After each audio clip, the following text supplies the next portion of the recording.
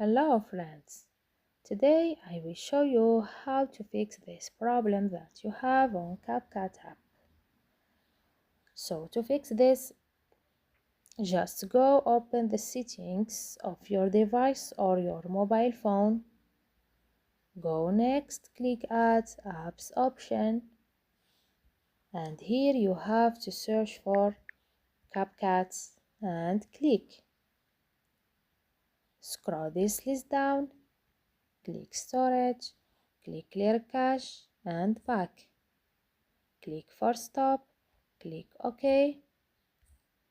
And next, go to Play Store or App Store, update CapCut, and then you have to restart your mobile phone, and that's all.